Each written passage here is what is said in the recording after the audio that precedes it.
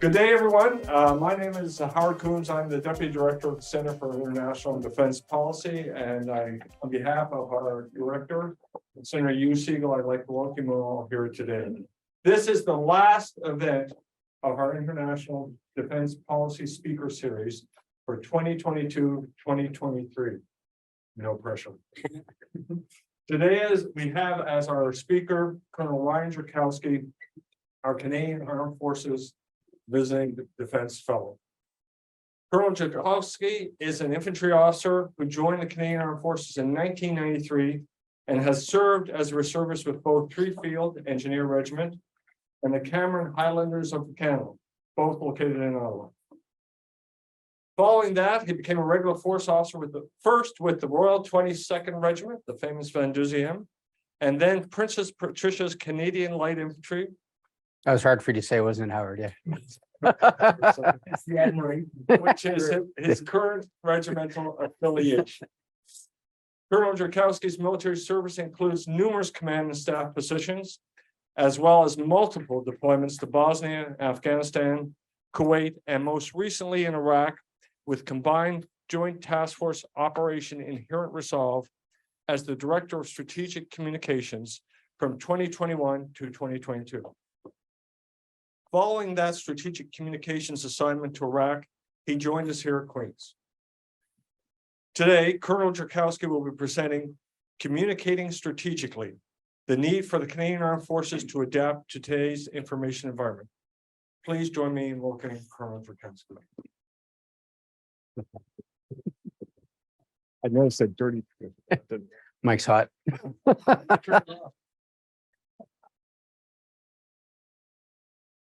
Communicating in today's information environment is absolutely imperfect.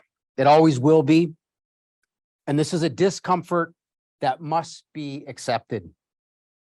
It is therefore incumbent on those who must communicate in the information environment to acknowledge this fact, yet still try to still try to strive for perfection despite the impossibility of achieving it. Thank you, Howard, for the very kind introduction. I appreciate that. And thank you all for those who are here, both in person and online, dialing in.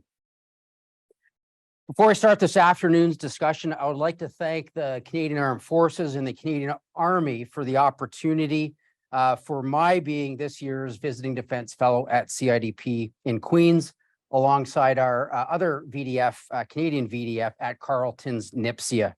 It has been an absolute privilege assisting with education delivery here at Queen's and at RMC, let alone having had a year for deep thinking and dedicated research on numerous national security related topics.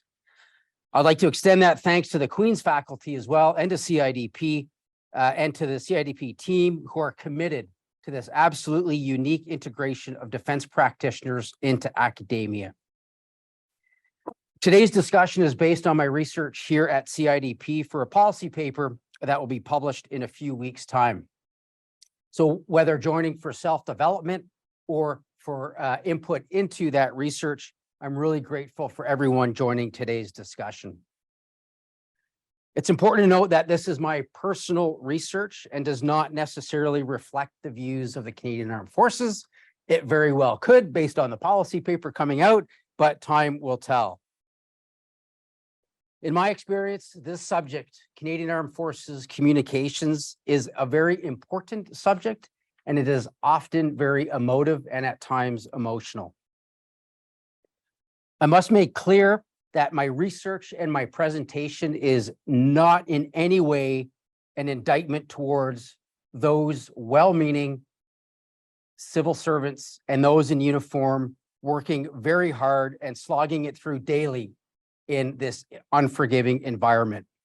It is really meant to examine in greater detail the information environment and the environment that we need to communicate within, and provide recommendations to improve the Canadian Armed Forces capability. My research has led me to 5 fundamental aspects of this topic that will be drawn out for this afternoon's discussion. First is the need for narrative-based communications. Second is the need to really have a fundamental understanding of the information environment. Third is that communications in the information environment is both a combination of words and deeds. Fourth, the contemporary information environment demands dedicated, deep thinking and an unapologetic presence to maintain credibility. Fifth, from a specific Canadian Armed Forces perspective, communicating strategically in the information environment is far more than public affairs. It must be treated as any other military capability on operations. That is to say, it must be command-led, deep thinking must be applied, it must be planned in detail, and it must be integrated and synchronized with other capabilities. And above all, its activities must be assessed. Woven through these fundamental aspects of the information environment is the fact that the Canadian Armed Forces communications is intrinsically linked to Canadian national security. Therefore, getting this right is not a vanity project in any way. It is about regaining and maintaining Canadian Armed Forces credibility, trustworthiness, and responsiveness to Canadians, Canada's allies, and its personnel, while protecting Canadian values and interests from harm. Above all, this is about story that the Canadian Armed Forces must tell, or others will, and they often consistently do, will tell it for them, and at times to their detriment. All of this occurs in a single venue, the information environment.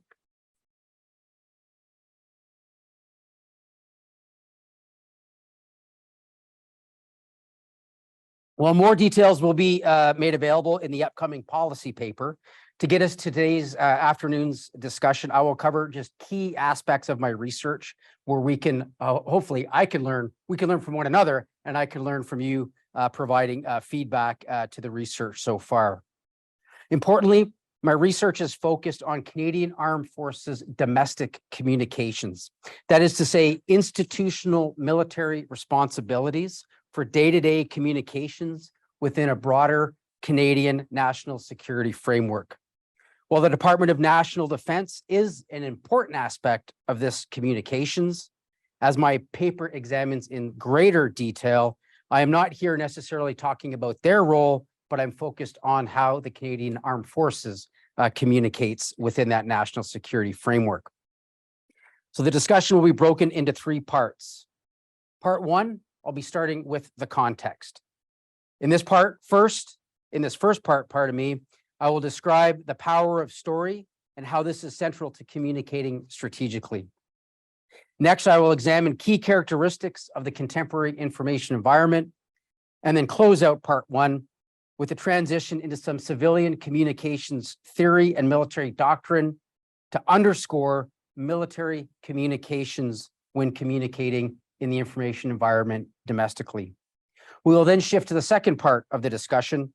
What does this mean for the Canadian Armed Forces? Here, I will start by highlighting the barriers to the Canadian Armed Forces' ability to communicate in the information environment domestically. And then we will transition to my proposals in very, very broad terms, which are outlined in greater detail in my policy paper, on what can be done for the Canadian Armed Forces to empower it to tell its own story in what is a pervasive, complex, and multifaceted communications environment. Finally, the third part will open the floor here and online for any questions, discussions, or feedback. I will stay on afterwards here for if we do run out of time, and my email address is also included on the slide deck here for those who may want to get in touch with me afterwards.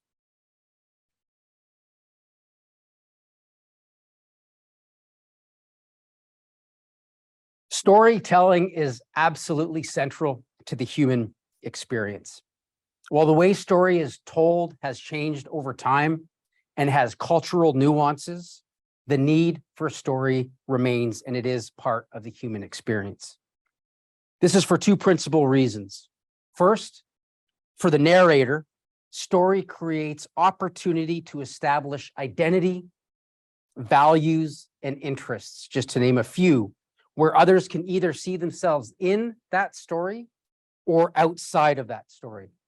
Simply put, it establishes relevance. Secondly, for the audience, it provides opportunity to see themselves in that story and their future in what can be an unfinished story waiting to be written. It fosters belonging. The power of story in the contemporary information environment is absolutely no different. Looking at this from another perspective, with the pervasive nature of the contemporary information environment, often filled with so-called experts, that is a breeding ground for mis and disinformation. The absence of narrative or story leaves the audience telling or completing any given story that fits their worldview. Put another way, the absence of narrative lends others to tell one's story on their behalf. And again, this is human nature. There are four key narrative considerations when telling one's story in the contemporary information environment. First, narrative or story is not pithy one-liner branding, and it is not a vision statement filled with aspiration. It is a carefully crafted story in plain speak that describes an organization's why, who, and what. Secondly, credibility is built and often destroyed by narrative in the information environment, making it important to ensure that narrative is factual, timely, and honest, the good and the bad. And what it is, and that it is backed with both actions and words wherever possible. Third, narrative competition is inevitable, and it is not to be feared or admired. It just is. You will rarely persuade or influence opinion in the information environment of others, but you can always provide factual information that is linked to your narrative for others to make a decision based on those facts provided. Finally, if the story is about you, and if you are not the narrator, others will tell the story for you. And again, in today's information environment, often to your detriment. Simply put, storytelling is central to human connection that is amplified in today's information environment, which we will explore next. The information environment is an absolutely dense topic to cover and could be the basis of this entire discussion this afternoon. Simply put, the information environment is where communications happen. Very simple in theory, but complex and complicated when you start exploring this and looking at it into its application. To add to this, as everyone is in the information environment, the contemporary information environment, it is many things to many people, where again, experts are abound. So to guide discussions and focus towards the Canadian Armed Forces and the information environment, pulling key aspects from both civilian and military definitions, it is broadly described as an environment that is more than media, where both words and actions must be considered, that connects information with the physical and human aspects of communication. It's more than media, it's words and actions, and it connects the human experience. Given the near infinite combination of narrative, activities, and audiences, each with their own objectives, emotions, and worldviews, there are 5 enduring characteristics that I have identified when thinking about the contemporary information environment. It is pervasive. It is complex. It is multifaceted, occupying both the physical and the virtual worlds. It is psychologically grounded in the human need for story, as described, and it is competitive, as noted. The displayed graphic on the side of this slide underscores this as a critical component of contemporary military operations, where there are 5 acknowledged domains where all military activities occur: sea, land, air, and space, and in cyber. but there is only one environment, and that is the information environment. And all of those other domains are nested within the information environment. It encompasses all domains of military activity. So there are four key factors to consider when functioning in the information environment. First, information environment activities must be both deeds and words. It is the physical environment as well as the virtual or electronic environment. You must be present for good and for bad to maintain credibility. You must be timely and as accurate as possible, inform your audiences, and recognize again that it is highly unlikely that you will be able to influence or persuade the behaviors of others, but you can definitely inform them for them to make their own decisions. Finally, you must not confront behavior in the information environment. Everyone will have an opinion. Stick to yours. Despite the complexity that the information environment presents, there are both civilian and military frameworks to guide information environment activities, which we will now quickly explore. So there is much communication theory that exists, where modern communication theories date back to the 1940s that are still very much relevant today. When combined with existing military doctrine, we have a fairly good roadmap on what is needed. And I'll take the time to explore some key aspects of these theories, doctrine, and best practices. First, modern communications theory is grounded in Shannon Weaver's seminal 1948 work, A Mathematical Theory of Communications, and has been expanded on by many other deep thinkers in this field, but specifically, as I highlight here with the graphic on the slide, with David Berlow's SMCR model of communications. Starting with the source, the S portion of this model, it goes after what needs to be communicated. What is your narrative, to use what I've already been talking about? Secondly, you consider the message. What messages support those needs? How do you want to communicate those messages? Next, and really importantly, is the channel. What venue is best to support these messaging needs that consider all aspects of the human experience? In what manner do you want to communicate those messages? And again, I underscore this, all available venues in both words and deeds. And then finally, the receiver. Have audience understood your source, your narrative at the top end, and what do you need to potentially do to adjust that narrative? In military terms, there's a need for assessment to see how those communications worked or did not work. The key takeaway from these theories are three. First, communicating is a process that demands deep, diverse, and critical thinking. Secondly, contemporary communications occur both in the physical and the virtual worlds. And thirdly, communications must be analyzed. Shifting to military doctrine, we see a fairly large body in how to communicate in the information environment, ranging from information operations doctrine through to strategic communications doctrine.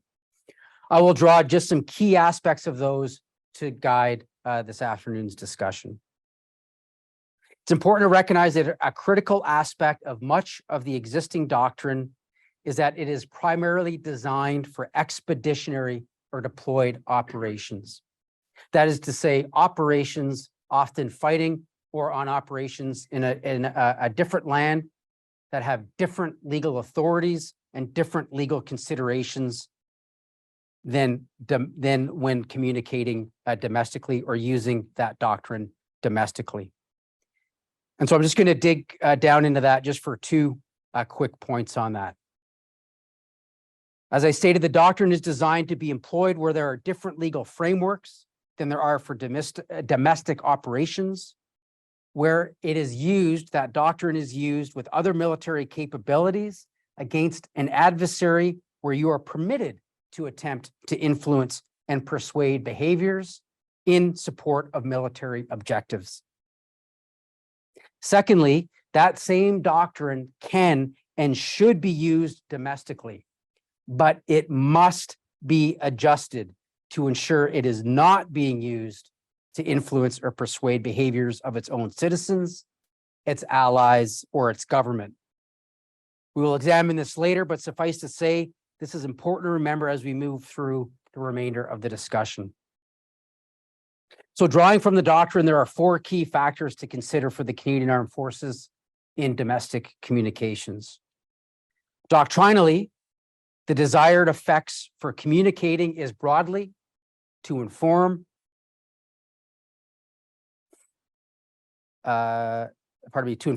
influence, and persuade audiences of any given message, as I've already reflected on.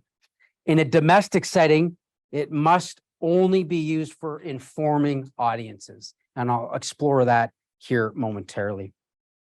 There are both what we call in the military attributable and non-attributable ways to reach those objectives. Attributable, those are open, honest, and public communications who you know is speaking and giving a message at any given time, versus the more shadowy side of information operations, which is non-attributable. And that can include things like psychological operations, cyber defense, etc. Those are used in expeditionary operations in support of military objectives combined. In a domestic setting, it can only be attributable communications that must be made clear in both policy and doctrine that this is the case. Finally, military communications have highly trained and niche capabilities specialized in the various channels of communication that we talked about earlier. We call those information-related capabilities, or IRCs. While there are many, many to list, there are 5 principal IRCs, 2 of which are attributable and 3 of which are non-attributable. The 2 attributable groupings is public affairs and key leader and senior leader engagements. The non-attributable is psychological operations. Sometimes it can be attributable, but it's largely non-attributable, electronic warfare, and cyber defense.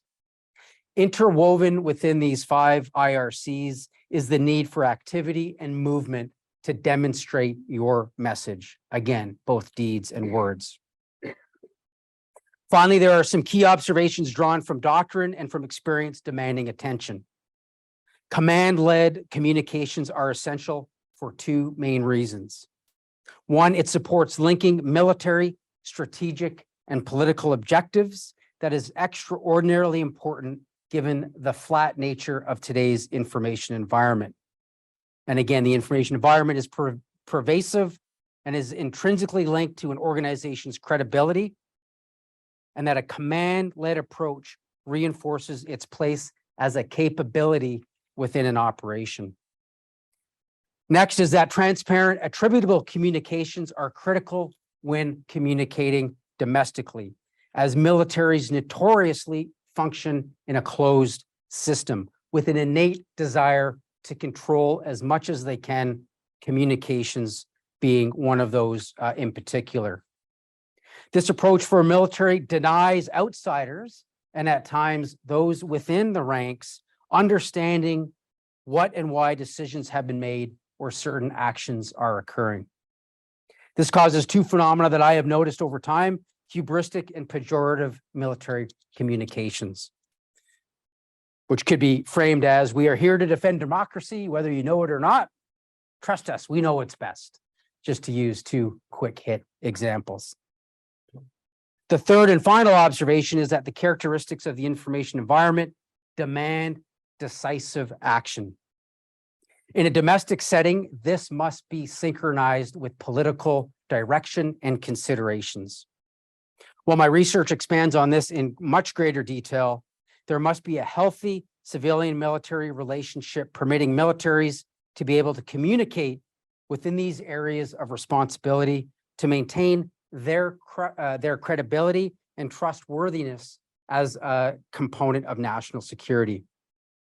With this extremely condensed view of the context in the first part, from the power of story to the characteristics of the contemporary information environment, to the theory and doctrine, we will now transition to part 2, what this means for the Canadian Armed Forces before we opening it up to part 3 discussion.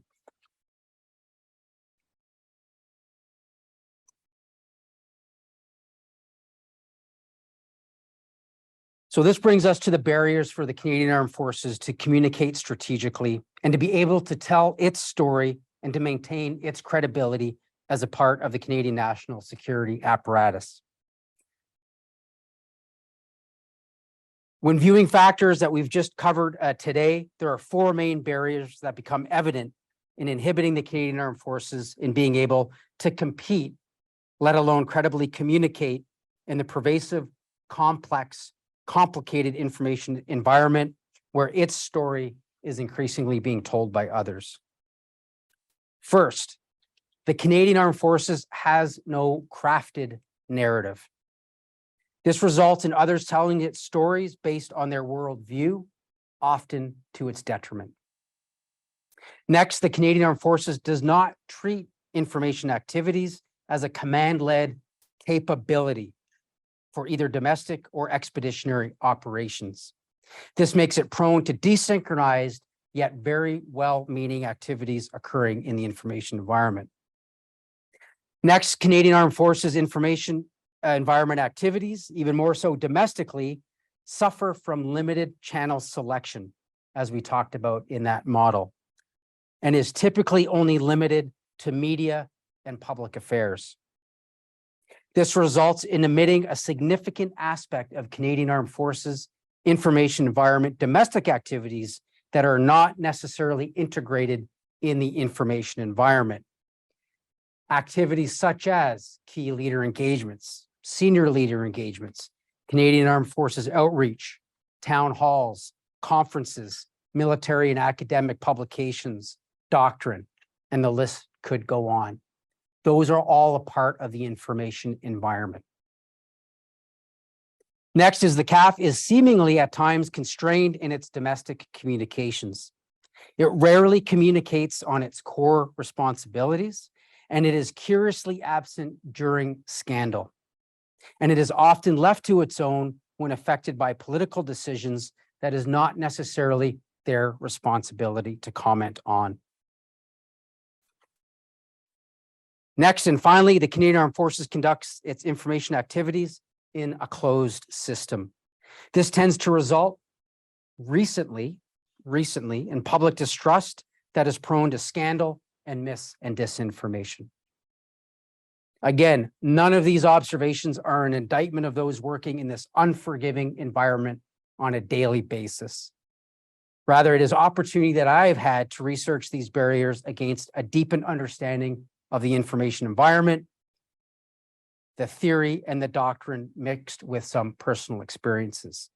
But of course, this is not about admiring problems. There are solutions. First and foremost, the Canadian Armed Forces must treat its information activities like a capability within an operation, which is to say, command-led, dedicated deep thinking, planned and detailed, integrated, synchronized, and assessed, pardon me. The CAF must therefore create structure to achieve this. My policy paper gets into greater detail where it recommends that the Canadian Armed Forces must or should consider creating the Canadian Armed Forces Strategic Communications Directorate on the Strategic Joint Staff, or the SJS. For those unfamiliar with the SJS, it is the Canadian Armed Forces node that allows the Chief of Defence Staff to lead the Canadian Armed Forces strategically. My paper outlines this requirement in greater detail. Suffice to say, for the interest of time this afternoon, this arrangement would create proximity to the Chief of Defence Staff and to political considerations and influence that the SJS enjoys. In other words, command-led and politically connected. It demands the integration of information activities across the other it would also permit the integration of information environment activities across the other SJS responsibilities that inform and direct the Canadian Armed Forces on sundry activities. Next, it's recommended that the Canadian Armed Forces, that they establish a Canadian Armed Forces Information Environment Activities Accountability Framework that is managed by the Strategic Joint Staff. This would facilitate deep thinking dedicated to the information environment, just as we do with any other domain or capability. It must be designed to craft the necessary narrative at the top end that would then guide information environment activities within this framework. And it must be able to integrate and synchronize political and tactical needs and considerations into those information environment activities. Additional recommendations is that the Canadian Armed Forces create clearly articulated and publicly available policies and doctrine specifically focused on how it communicates domestically in the information environment. Above all, the Canadian Armed Forces must be unapologetically present and be permitted to tell its story. Credible Canadian national security is dependent on it.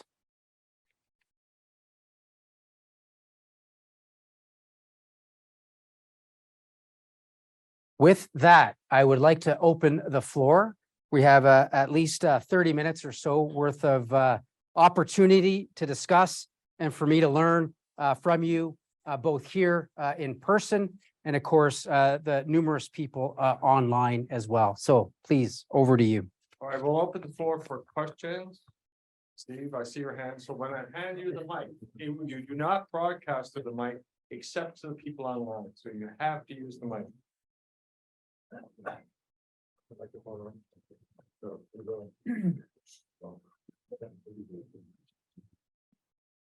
Ryan, Steve Taylor, Canning Group, and a great presentation. Question regarding recent operations, Sudan and previously Afghanistan. So very short notice, high profile. The British and historic war Marines were using the recent evacuation in Sudan as a means of recruiting, and they were on the ground and you could argue exploiting a quite dire situation. In your comments there at the end, what needs to happen? Do you see the Canadian Armed Forces going to that degree of communicating to numerous audiences, basically exploiting situations? And even Afghanistan, brigade commander on the ground was giving very detailed briefings, and the same with Sudan, targeting a number of target audiences, but clearly one of them was recruiting. British Armed Forces have similar challenges as Canadian Armed Forces. You see that a route that the Canadian Armed Forces need to go, would go? Yeah, great. Really good question, Steve. I think what's interesting for just a little bit of context before I get to the my views or response is the Brits do strategic communications very well. They have a strategic headquarters led by a 3-star, if I'm not mistaken, who takes care of strategic considerations for the British military, for which strategic communications fits within that. So it's treated as a capability and it's synchronized and looked after in that regard. To get to your answer, I think it would be dependent on the time, place, and messaging that the Canadian Armed Forces would want to leverage from any given activity in the information environment. And that's not me saying I don't have an answer, but I don't have an answer. But it would be that deep thinking and consideration at the strategic level on what that narrative is, or narratives based on, niche things that are happening in the information environment, and how the Canadian Armed Forces, maybe not exploit, but I'll use your word, exploit, leverage, or use those activities to go after their core responsibilities, which very may well be recruiting or other activities. That is determined at the strategic level with political direction to help guide those activities in the information environment. And so I think that's one component of the response. The next component is integrating expeditionary and domestic operations for domestic and national needs. I think that's fascinating. I think we would start first with a framework where we could achieve what is being proposed, and then maybe take a look at that sort of opportunity later. But with that strategic command-led oversight, you would help guide a lot of those activities, which would have the political and leadership backing to support those activities in the information environment in very broad terms. Shoot, they work on. Right, and I won't get into yes, I'll stop there.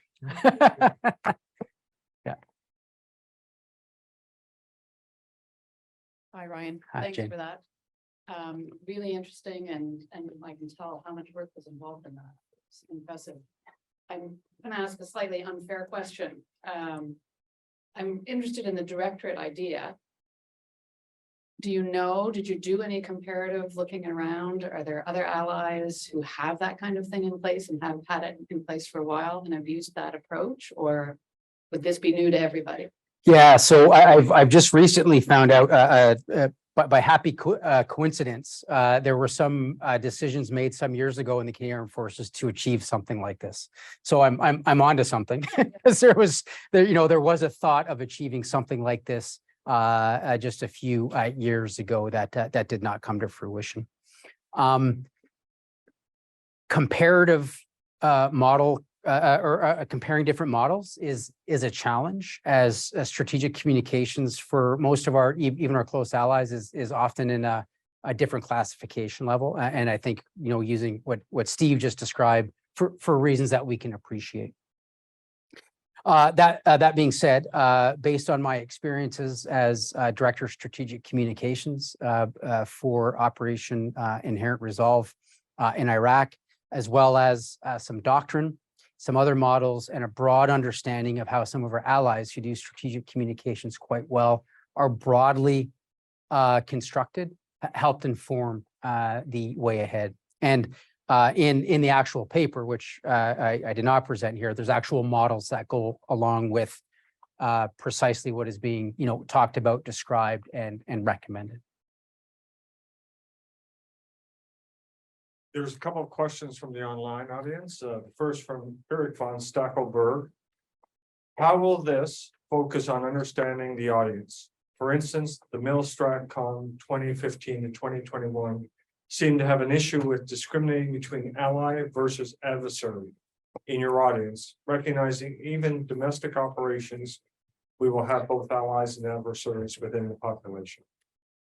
Eric, a great detailed question as always. You've hit on a tricky part of strategic communications without doubt.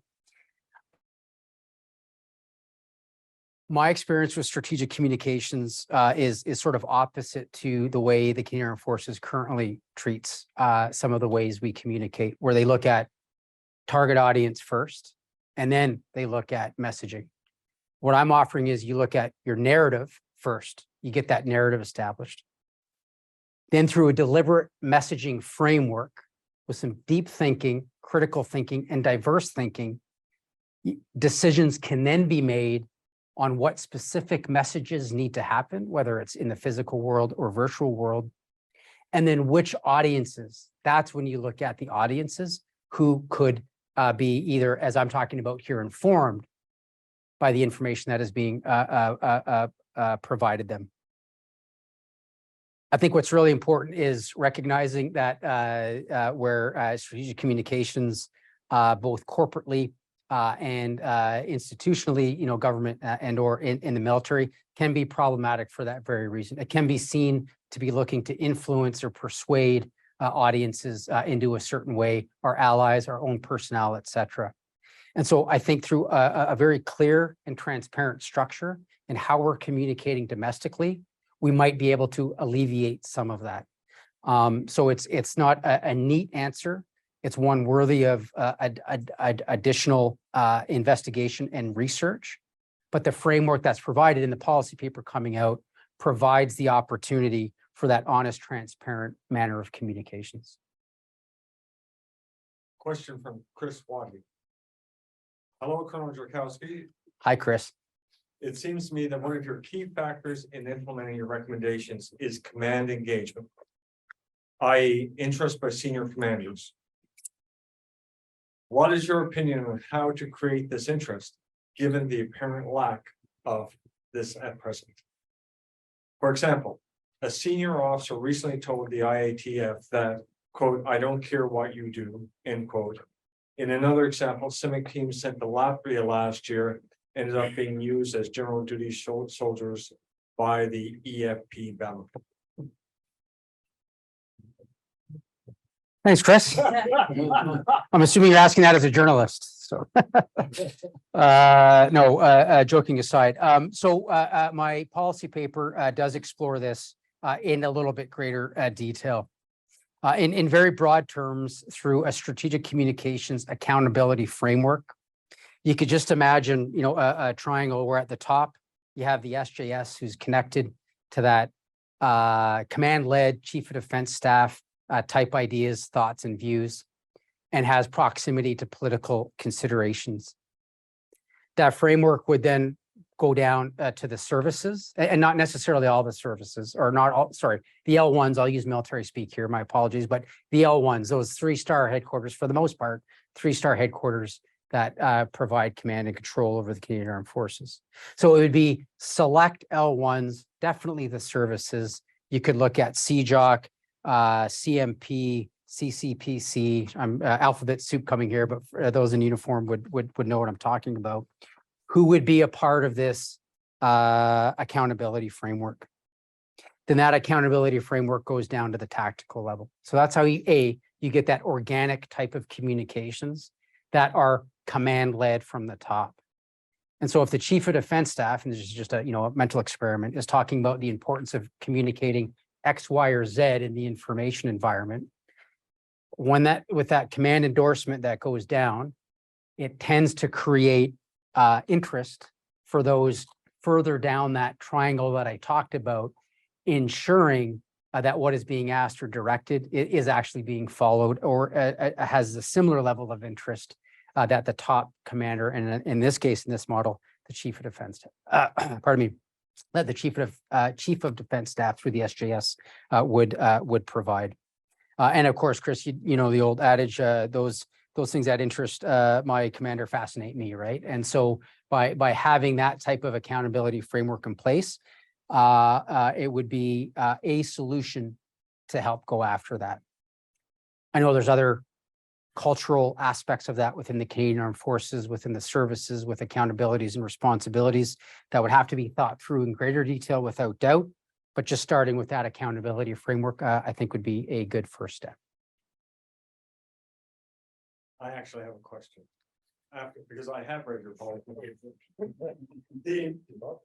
You would deliberately use the language of competition versus conflict. Why is it? So I believe that competition can be against adversaries, and it can be as well against, my vocabulary is skipping here, not non-adversaries, but people who might not be adversarial, but might be competing for what interests you or what is important to you. And I'm talking about national security now in that context. So competition doesn't necessarily lead to violence, where conflict is violence. Conflict is where violence is being exchanged. Competition could lead to violence, or it could just be the need for different messaging, by way of example, to be in the information environment that competes in the information environment with competing narratives, not necessarily, antagonistic against one another, but competing for a similar audience or a similar message within the information environment. Do I need to put a footnote on my paper for that? Okay, good.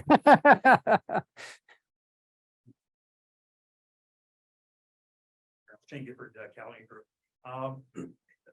At the beginning, you separated your comments out about CAF communications or strategic communications policy somewhat separately from the department or maybe the government. Certainly, my observation in the recent past is that what if you have a government that really doesn't want you to communicate for a whole, whatever those reasons may or may not be, But just watching, recently with operations in Sudan, where, some reporters were asking, if there's not a uniform available to be giving a daily operations brief or a technical brief on what's going on, right through Afghanistan and back to the experience in Afghanistan operations, where we were giving briefs on a fairly regular basis on activities and what was going on in theater. But I guess the question is, what if you can't synchronize what you'd like to do with your narrative in the CAF with what the department or the government communications? Because oftentimes I feel that the less said by the CAF, the better sometimes from the other side of the house. Yeah, great observation. And I do explore that in greater detail in the policy paper, where I actually take a significant chunk, a couple paragraphs to talk about civil military relations. So that is thought through in a little bit greater detail. I think what's interesting is that the policies guiding Canadian Armed Forces communications in our DOADs go back to 1998 was the last time they've been updated. I know they're in the process of being updated. But it's really interesting in that 1998 document, it very clearly outlines who should be communicating when and not when, who should be communicating about what, the CAF responsibilities and those D&D responsibilities. And so I think that if you, I would just add two comments to that. If you just bear with me a quick sec, if you take a look at Canadian Armed Forces policy, strong, secure, engaged, and whatever that might look like, it's the narrative is there. It just needs to get, kind of restructured, simplified, and brought to life.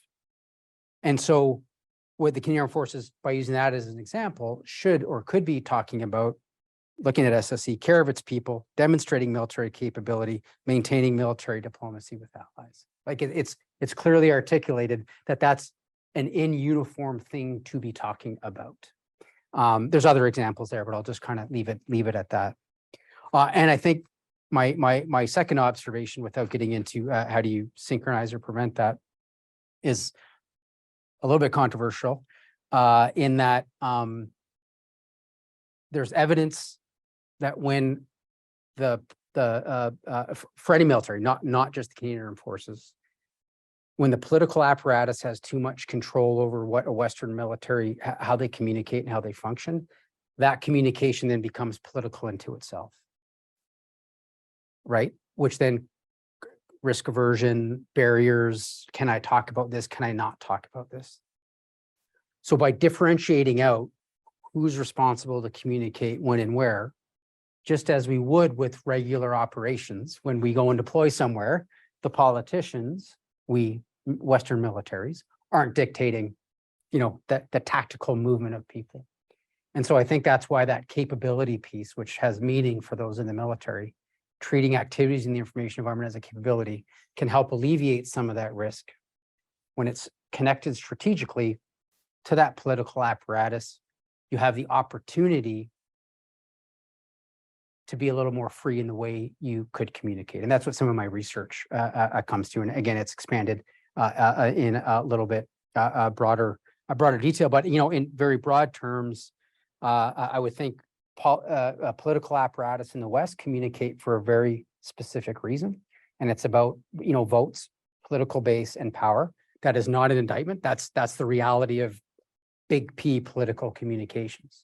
Whereas you take a look at corporations or big businesses, they communicate strategically for different reasons: brand loyalty, credibility, and money and power, and those other things.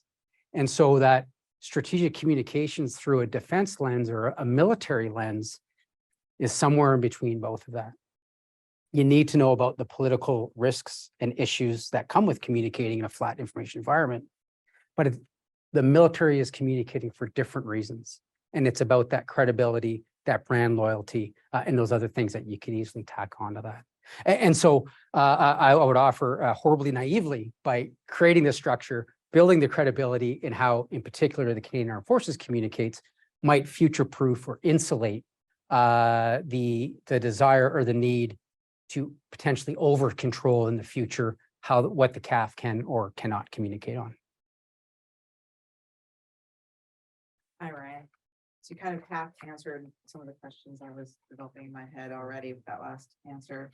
But you discussed earlier about trying to avoid overstepping and kind of controlling and dictating versus influencing the environments. And how did you, in your previous assignments, especially working in an international and coalition environment, how did you kind of deftly handle kind of from multiple, I guess, it's one chain of command, but it's from different countries, you have these different influences in the way we approach, because very obviously we've had multiple conversations about how it's different the way the Americans versus the Brits versus Canadians are projecting this information. So I'd be interested to hear a little bit more on that. Thanks, Wendy, my fellow US visiting defense fellow here at Queens. I appreciate that. You know, what a great question. I think NATO doctrine is sort of the lingua franca for a lot of these multinational environments. And it can easily be used, but potentially altered or adjusted if you're not working within NATO. For example, I was working in a coalition, which is what you're referring to there when I was in Baghdad, which doesn't necessarily have the doctrine or the approach, that lingua franca approach that everyone can follow. And so achieving strategic communications in a multinational environment is just another layer of complexity, but it's not complicated. And typically it's about reinforcing what I've talked about here today: transparent communications and diverse and critical thinking. And so by getting other nations involved in certain messaging that needs to happen, you get their buy-in. And I don't mean that in a Machiavellian way. Like I guess way to frame it is not their buy-in, you get their input, which can then help inform and shape what those messages need to be in certain aspects of the mission. And through an accountability framework, which should always be in place in a multinational setting without getting into multinational operations, but through senior national representatives, national command elements, different headquarters that are out there around the world, keeping them involved and engaged is fundamental to strategic communications. And definitely while I was director of strategic communications, we were constantly communicating with our higher headquarters and at times with those other, national one-ofs, just to make sure that we were good and synchronized. So it takes a little bit more time and energy to achieve what you're asking. In a coalition setting, it's a little bit easier because there's no doctrine, so it's a little bit more jazz. You can kind of move around the space a little bit more freely. But when you're in NATO, which is a huge benefit of NATO, there is very clear doctrine that everyone will follow, and there's a clear decision cycle that needs to be made and respected. I have a few questions from our online audience, starting with Brett Boudreau. All right, Brett, how are you? What does command-led strategic communications mean and look like in practice in domestic operations? How does your new model or ideal command-led model differ from how this happens today for domestic operations? Thanks, Brett. So the model, which will get explored in a little bit greater detail, but I'll just reflect back on that SJS node, that strategic communications node within the strategic joint staff, which doesn't exist today. It's not to say that not an indictment at all against the strategic joint staff. But as it is now, strategic communications is largely being dealt with through one of the assistant deputy ministers, public affairs, and I know, Brett, you know this, but essentially a civilian-led 3-star equivalent headquarters who is responsible for public affairs within the information environment. And so what I'm finding sort of missing right now, as I alluded to in the discussion in the paper, is those public affairs personnel are doing really, really good hard work in the public affairs media space. What seems to be absent is synchronizing those other activities that we talked about: key leader engagements, academic engagements, conferences, getting all of those other ways, those other channels to get messaging out is not evidently being synchronized or integrated sort of more broadly across the Canadian Armed Forces. So what this model would do through the Strategic Joint Staff would create opportunity to think through other channels that could be available, but not only think through, but to actually direct and synchronize those activities in and around the information environment, leaning on the L1s or those subordinate headquarters we talked about earlier to achieve the same. And so I think broadly speaking, the framework is there. It's just missing the channels. It's focused on public affairs, and it doesn't necessarily have that command support that we talked about earlier in questions that kind of force that interest down to the tactical level and organically back up again.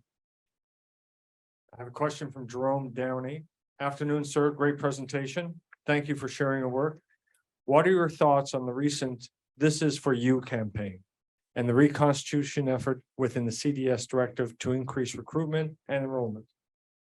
I thought this was a great way of setting the narrative and tone you spoke about.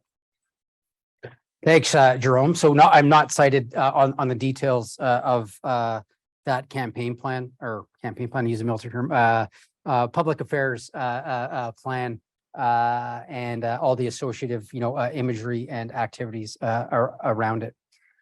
So I wouldn't comment on that because I haven't taken a close look at it, and I may have some personal opinions on it or not. But I think what it broadly underscores that recruiting piece in very broad terms goes back to one of my observations on the lack of narrative. And so quite often the narrative for the Canadian Armed Forces is what is created by people with their own world views and is not necessarily what it is, why the Canadian Armed Forces exists and what it does and how it does it. And we get these really beautiful snippets that come out at times that are deeply thought through. They're thought about. I have all the confidence on the people coming up with these media campaigns to achieve that. But it seems absent of a larger narrative.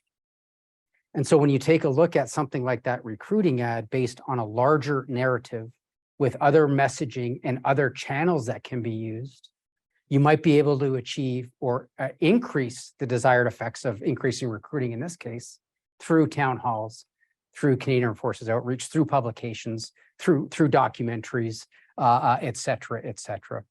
And so I think the recent recruiting campaign, to get to your point, Jerome, I don't really have a personal view on it. It's indicative of really good, well-meaning people in uniform and out of uniform, producing no doubt some very effective products that could potentially be linked into a larger information environment ecosystem. And the last question to Emil. Yes, thank you. So my question is actually a follow-up on the question that Howard asked. So you mentioned that competition can happen with non-adversarial state. And I'm wondering if you included that category allies. And I'm wondering if you see a role for organizations such as NATO as forums to mitigate this. Thanks, Emil. Our deterrence expert here and NATO expert. Can you just ask that? Just reframe that. So I guess my question is whether or not allies. Yeah. Whether or not we can be in competition with allies in your right in your analysis, and how can we mitigate those disadvantages? Yeah, so that's a very tricky question. I have no doubt that competition exists between allies, on a daily basis. Every day as I look at our U.S. Visiting defense fellow here, and my personal time in NATO headquarters in Brunson as well. I think what's really important is that communications are transparent, and that that negative Machiavellian side of, hey, we got to get them to do this, got to get them to do that, just needs to be transparent and needs to be understood for what it is. And I think in militaries, in very general terms, in my experiences, both in coalition warfare on 2 occasions and in NATO headquarters, and then working in and out of the United Nations in my earlier days. I think most militaries fully understand that politics will always trump everything, right? And so the types of decisions or that competitive space, I find is typically at the political level. It sounds horribly naive, but it's the political machinations that happen, in NATO's case, up at SHAPE. Those in uniform might see it. Some nations do arm their people to be a part of that at the lower level. Not all nations do. And it becomes very evident which nations are doing it and which ones aren't. And then just recognizing that's part of a narrative that has, come down to help influence or affect decisions. So I didn't really answer your question because it's a really tricky question, other than to say, I would think based on today's discussion, by having that informed narrative, those messages, those things that are integral to what that strategic, in this case, the Canadian Armed Forces strategic level considerations are, what we can and can't talk about, or what we should and should not talk about, publicly or otherwise. So again, you get the opportunity for a bit of a framework to help guide those types of discussions, regardless if it's happening or not. Is that fair, Amelia? All right, thanks. All right, I'll slide in here from the side. Ryan, I want to thank you today because you highlighted a need to be engaged in strategic communications that is somewhat missing, perhaps is the best way to put it. And you are exploring an area that not many people have written about or researched. So, and the dialogue and discussion that will be established and has been established will be interesting. And I will note that Brett Boudreau, who is also online, is about the only other Canadian researcher in this area that I'm aware of. So to both of you, thank you for opening that dialogue. Thanks, Howard. Yeah, appreciate it. Yeah, thank you, everybody.